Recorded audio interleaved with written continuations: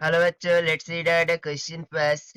The equation 16x square plus y square plus 8xy minus of 74 of x minus 28 of x plus 212 is equal to 0 represents.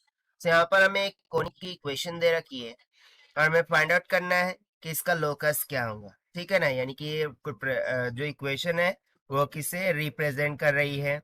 तो चलिए start करते हैं हम की concept से which we are going to use here for this question.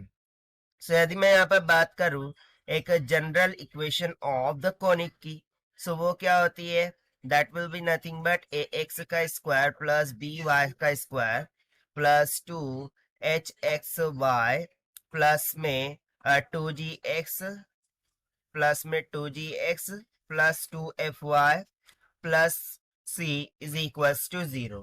ठीक है, यही होती है कॉनिक की इक्वेशन।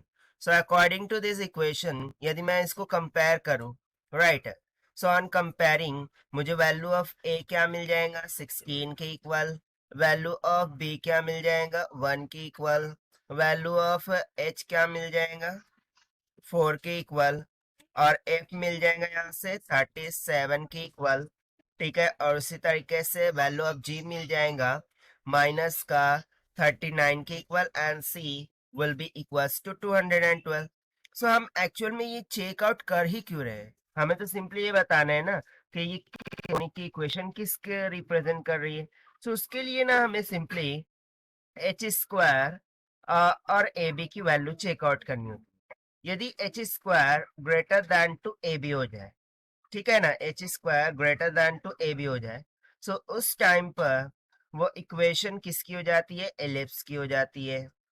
ठीक है, यदि h square less than to a b हो जाए, सो उस टाइम पर वो हो जाती है हाइपरबोला। किसकी हो जाती है, हाइपरबोला की हो जाती है।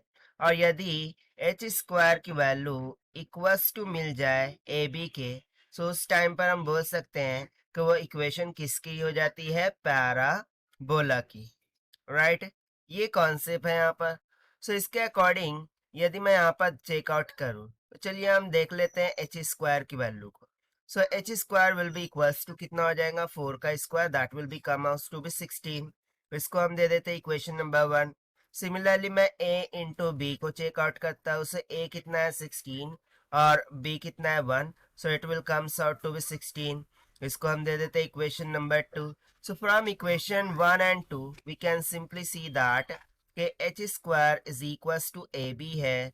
This means that कि given equation of conics represents, okay, equation represents, किसको represents कर रही है, simply parabola को represents a parabola।